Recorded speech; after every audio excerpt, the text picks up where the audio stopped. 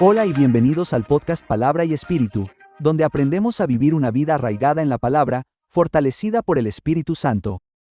Esta semana, hablaremos sobre la conquista de la mente y un viaje para renovar nuestros pensamientos, remodelar nuestras actitudes y recuperar la victoria en el campo de batalla de nuestra mente. En un mundo lleno de distracciones, dudas y tentaciones, que luchan por el control, recurrimos a la palabra de Dios en busca de claridad, paz y esperanza. Y nos complace tener a nuestro pastor principal, el pastor Assi Shour, para que comparta sus pensamientos con nosotros hoy. Bienvenido, pastor. Pastor, hay una cita famosa que dice que todas las batallas se ganan o se pierden primero en la mente. Entonces, la pregunta aquí es por qué la Biblia describe la mente como un campo de batalla y qué la convierte en un objetivo principal para el enemigo. Entonces, entendemos que la mente, el alma, que es el reino de la mente, la voluntad y las emociones, es el campo de batalla cuando sabes. Supongo que hay varios pasajes, pero podríamos ver la tentación de Jesús. Bueno, esto está en Mateo 4 y Lucas 4, donde la Biblia nos dice que Jesús fue tentado por el enemigo, y la Biblia, más adelante en Hebreos capítulo 4, versículo 14, nos dice que nosotros también somos tentados de la misma manera que Jesús fue tentado, ¿cierto? Así que analizamos la tentación de Jesús. Una es que Satanás se acerca a Jesús y le dice, convierte las piedras en pan. Segundo, vemos que la Biblia dice que Satanás se presenta, se lleva a Jesús y le muestra todos los reinos del mundo en un instante. Tercero, lo lleva al pináculo del templo y le dice que salte de allí. Ahora bien, tuvimos que pensar, ¿cómo sucedió esto realmente? En el caso de las tentaciones de Jesús, ¿dónde estaba Jesús? Estaba en el desierto, ¿cierto? En un lugar solitario. Pero estas tentaciones no sucedieron en un sentido físico, es decir, no era como si Satanás tuviera una especie de avión o algo así con el que llevó a Jesús por todo el mundo y le mostró todas las ciudades del mundo. Jesús en el desierto no fue como si Jesús viniera y subiera al pináculo del templo en Jerusalén. Él no hizo eso. Así que, obviamente, estas tentaciones fueron cosas que ocurrieron en el ámbito de la mente, y la Biblia dice que Jesús fue tentado de la misma manera que nosotros. Y cuando piensas en cómo somos tentados, Él no aparece delante de nosotros físicamente y dice, Él no hace estas cosas físicamente, ¿de acuerdo? Entonces, nuestra conclusión inmediata o la única conclusión lógica es que estas tentaciones, como en el caso de Jesús, como nos sucede a nosotros, están en el ámbito de la mente, en los pensamientos, en la imaginación, y creo que 2 Corintios, capítulo 10, 4 y 5, lo establecen explícitamente, nos dice, ya sabes, en el versículo 3, que habla de nuestra guerra, dice que no es en la carne, no luchamos en la carne, sino que es una batalla espiritual. Luego nos lo dice muy claramente, ya sabes, hablando de derribar fortalezas y llevar todo pensamiento cautivo a la obediencia a Cristo. Y así llegamos inmediatamente a la conclusión. Entonces, nuestra batalla, en la que usamos las armas espirituales que Dios nos ha dado, está en el ámbito de la mente. Y entonces comenzamos a centrarnos en que, bueno, si esa es la mente es el campo de batalla. Aprendamos a luchar esa batalla y a ganarla en nuestras mentes. Sí, Sí, eso es maravilloso, pastor. Y también en la publicación de la APC, Conquista de la Mente, enumeraste cómo se forman las fortalezas y, para entrar en la segunda pregunta, cómo los pensamientos, ya sean una simple idea o un simple pensamiento, se convierten en una fortaleza si no se controlan. ¿Y cuáles son algunas de las primeras señales de las que cada uno de nosotros, como creyentes, debe tener cuidado y estar atento a estas primeras señales, verdad? Si puedes examinar esas escrituras en 2 Corintios 10 en 3, 4 y 5, donde Pablo habla de nuestra batalla espiritual, menciona ciertas cosas. Empieza diciendo que derribamos fortalezas, derribamos imaginaciones y toda altivez. Esa palabra altivez también se puede traducir como argumentos o razonamientos y que tomamos todo pensamiento. Así que empieza del más grande al más bajo. Así que te dejamos saber que si avanzamos hacia atrás, un pensamiento se convierte en un argumento o un razonamiento en contra de la palabra de Dios y ese argumento o razonamiento finalmente se convierte en una imaginación, una imagen que cautiva nuestras emociones. Y como saben, una imagen vale más que 1000 palabras. Así que probablemente 1000 palabras condujeron finalmente a la imagen que ahora llena nuestra imaginación y que finalmente conduce a una fortaleza. Una fortaleza es una ciudadela o una fortaleza hecha de pensamientos, argumentos e imaginaciones.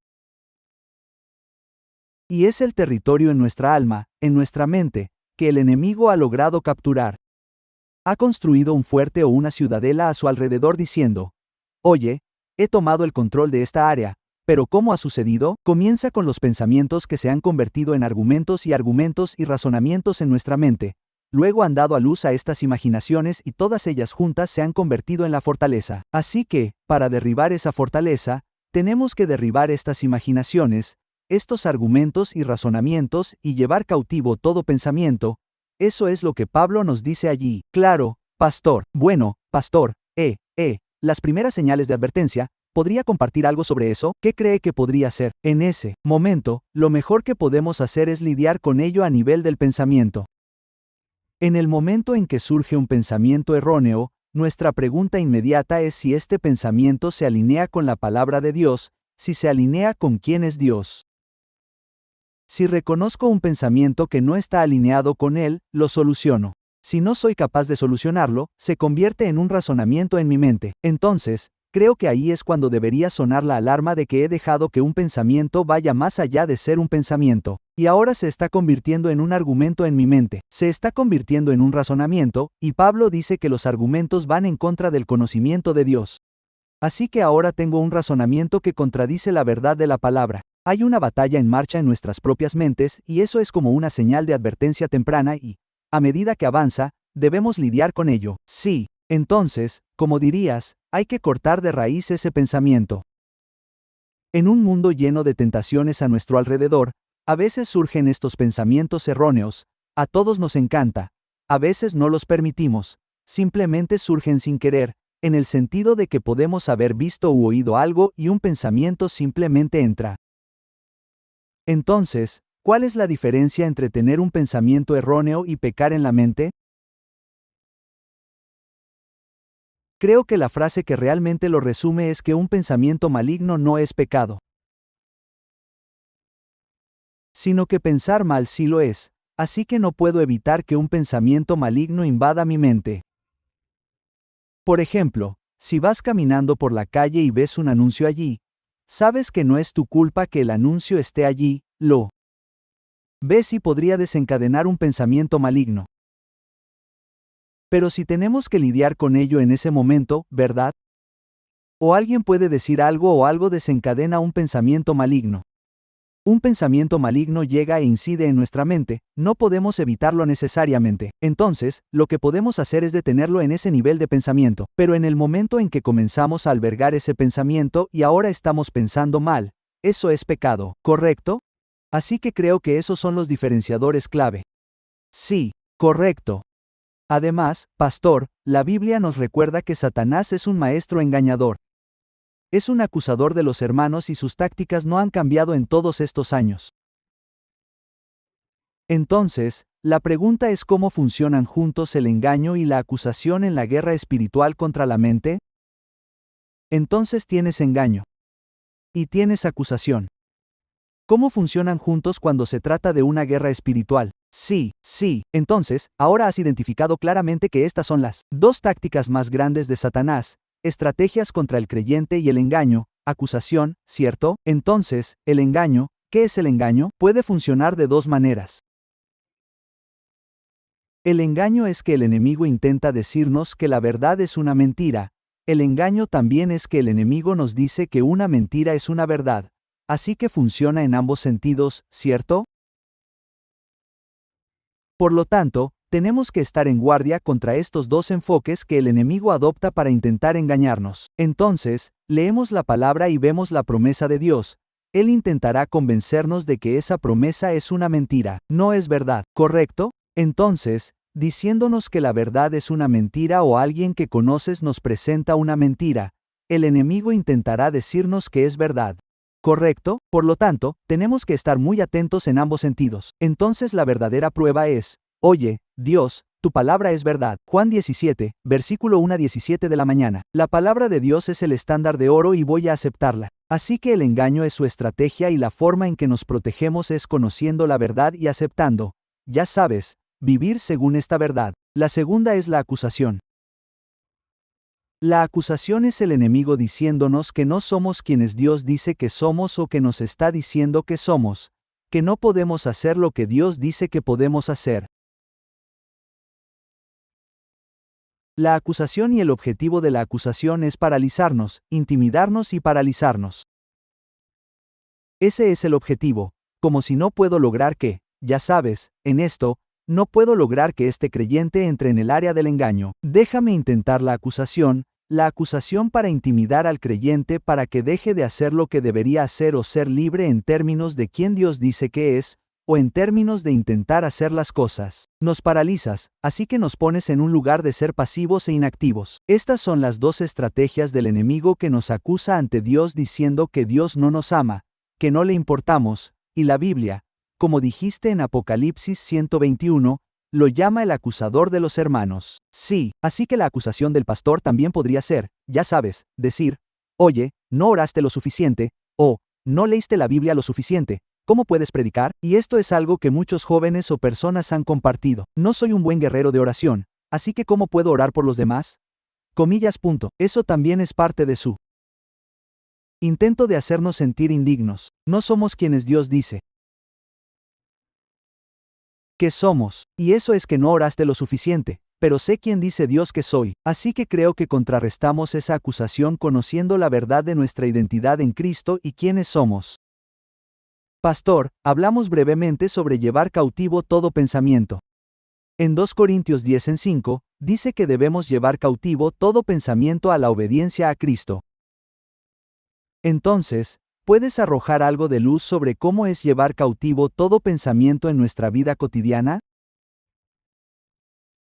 Ya sea en el trabajo, en el hogar o incluso cuando ministramos a las personas o cuidamos de nuestros hijos en la familia, ¿qué significa en la práctica llevar cautivo todo pensamiento? Bien, creo que podemos, haré referencia a dos escrituras. La primera está en el Salmo 19, creo que es el versículo 14, donde David dice, sean gratas delante de ti las palabras de mi boca y la meditación de mi corazón. Comillas. Quiero que cada pensamiento en mi mente sea un pensamiento que Dios apruebe. Así que eso es lo primero. O en el Nuevo Testamento, Filipenses 4:8, Pablo nos dice, ya sabes, todo lo que es verdadero, puro, noble, virtuoso, digno de alabanza, en esto pensad. Así que ese es el otro estándar. Así que llevar cautivo todo pensamiento es cuando un pensamiento viene a mi mente y soy consciente de que hay un pensamiento aquí. ¿Es aceptable ante los ojos de Dios? Y es, ya sabes, profesional, puro, noble, virtuoso. Así que inmediatamente, ese es el filtro, ¿verdad? Y si no lo es, si no coincide con esto, entonces tengo que dejarlo de lado. Así que, en la vida cotidiana en casa o en cualquier cosa que estemos planeando hacer, esto se convierte en un criterio, un ejemplo. Vale, estoy intentando, ya sabes, abordar el problema con, digamos, estoy intentando abordar el problema en casa con uno de mis hijos, Quizás mi pensamiento sea como, oye, solo dame un ejemplo. Es una mala persona. O él o ella es una mala persona. No voy a hacer nada. Pero, ¿qué dice la palabra? Tus hijos serán poderosos en la tierra. Tus hijos son enseñados por el Señor. Eso es lo que dice la palabra. En mi naturaleza, mi pensamiento basado en sus acciones puede ser un pensamiento muy negativo. Entonces, ¿qué hago? Oye, esta es la palabra. La palabra dice que van a ser poderosos en la tierra. La palabra dice que son enseñados por el Señor. La palabra dice que son santificados. Son descendientes piadosos. Así que, por supuesto, traemos corrección. Pero traemos corrección desde esta perspectiva, ¿cierto? En lugar de decir que eres indigno, que eres malo, que eres, ya sabes, malvado, que eres perverso. No. Eres una persona que va a ser poderosa en la tierra. Pero necesito traer corrección para ayudarte a ser esa persona, ¿cierto? Entonces, ahora cambia la forma en que traemos corrección. Es una corrección edificante, no una corrección destructiva, porque nuestro proceso de pensamiento se basa en la palabra, ya sabes, y creo que ese es solo un ejemplo. Y así, en todas las demás situaciones de la vida cotidiana, nuestros pensamientos están sujetos a la obediencia de Cristo, que está sujeta a la palabra de Dios, ¿verdad? Muchas gracias, Pastor, por compartir sus pensamientos con nosotros, y gracias a todos por acompañarnos en este podcast. Si lo han hecho, que Dios los bendiga, escriban un comentario a continuación y háganoslo saber. Además, compartan este video con un amigo que pueda beneficiarse de él, y, sin duda, únanse a nosotros la semana que viene porque hablaremos sobre cómo superar los pensamientos negativos. Que tengan una semana llena de bendiciones. Dios los bendiga.